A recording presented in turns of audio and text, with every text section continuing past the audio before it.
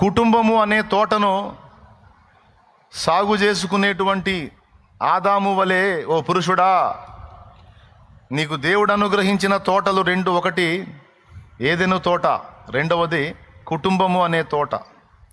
తోటను మంచిగా సాగు చేసుకుంటే మంచి ఫలాలు వస్తాయి.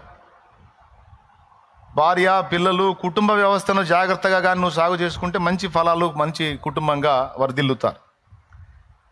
తోటను సాగు చేయడానికి జ్ఞానం కావాలి, కుటుంబాన్ని సాగు చేయడానికి కూడా జ్ఞానమే కావాలి. ముఖ్యంగా భార్యతో మనుగడ సాగించే విషయంలో జ్ఞానం కావాలన్నాడు. పురుషుడికి రెండు ఉండాలి, ప్రేమ ఉండాలి, జ్ఞానం ఉండాలి. స్త్రీకేమో జస్ట్ ఒకటే ఉండాలి, విధేయత. భాగస్వామితో జీవించే పురుషుడా, నీకు రెండు ఉండాలి, ఒకటి జ్ఞానం ఉండాలి, రెండవది ప్రేమ ఉండాలి. అచ్చంగా ప్రేమ ఉండి జ్ఞానం లేకపోతే పళ్ళు రాలిపోతాయి. అచ్చంగా జ్ఞానం ఉండి ప్రేమ లేకపోయినా రాలిపోతాయి.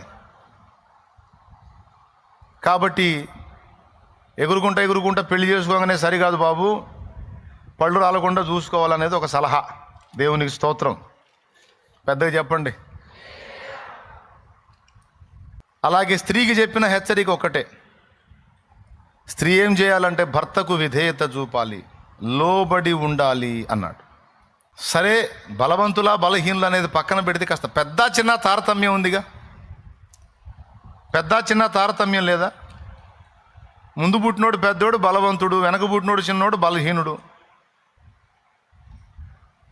పెద్దోడేమో చిన్నోడిని ప్రేమించాలి, చిన్నోడేమో పెద్దోడికి విధేయత చూపాలి. కనీసం ఆ విధంగానన్నా పురుషుణ్ణి గౌరవించాలి కదా, ముందు పుట్టినోడు కదా. అలాగైనా కొంచెం సన్మానించాలి, కొంచెం విధేయత చూపాలి. పురుషుడికేమో రెండు చెప్పాడు, నీవు ప్రేమించాలి, జ్ఞానము చొప్పున కాపురము చేయాలి అని.